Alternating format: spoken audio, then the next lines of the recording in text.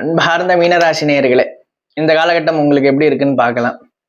1ஆம் வீட்டு பலன்களை பார்க்கும்பொழுது ராசிநாதன் குரு 5ல உச்சமா இருக்கார். அப்புறம் 4ல இருந்து தர்ம கர்மாதிபதி யோகத்தை கொடுக்கிறார். இதனால என்னன்னா, ஜென்ம சனி இருக்கக்கூடிய தடை அப்படிங்கிறது முழுசா குறையும். மனசுல ஒரு தெளிவு பிறக்கும். கான்ஃபிடன்ஸுங்கிறது ஹை லெவல்ல இருக்கும். சோம்பேறித்தனம் இருக்கும் இந்த ஜென்ம சனினால. அதெல்லாம் பிரேக் பண்ணி ஒரு சுறுசுறுப்பு அப்படிங்கிறது ஏற்படும். மன அழுத்தம் படிப்படியா குறைய ஆரம்பிக்கும். கவர்மெண்ட் சைட்ல இருந்து சப்போர்ட் எதிர்பார்த்துட்டு இருக்கிறவங்களுக்கு கவர்மெண்ட் சைட்ல இருந்து சப்போர்ட்டுங்கிறது ஏற்படும். எந்த ஒரு விஷயத்தையும் உணர்ச்சி வசப்படாம முடிவெடுத்தா போதுமானது. 2ஆம் வீட்டு பலன்கள் பார்க்கும்போது ஃபேமிலியில ஒரு ஹாப்பினஸ் அப்படிங்கிறது அதிக அளவில் காணப்படும். ரொம்ப சந்தோஷங்கிறது இருக்கும். மணி அதாவது பண விஷயத்துல டே டு டே லைஃப்ல பண பிரச்சனைங்கிறது ஏற்பட்டுட்டு இருந்தது. அதெல்லாம் நீங்கி இனிமே கண்டினியூஸா பணப்புழக்கம் அப்படிங்கிறது இருக்கும். என்ன உங்களுடைய சொல் வார்த்தைகள் மூலியமா செல்வாக்கு அப்படிங்கிறது அதிகரிக்கும்.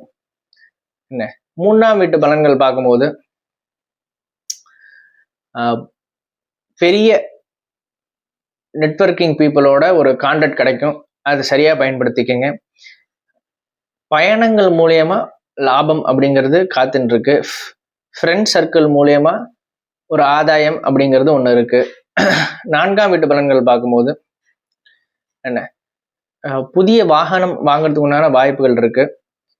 தாய் வழி நன்மை அப்படிங்கிறது இருக்கு. என்ன 2வது வீட்டில் அமைதி அப்படிங்கிறது நிலவும்.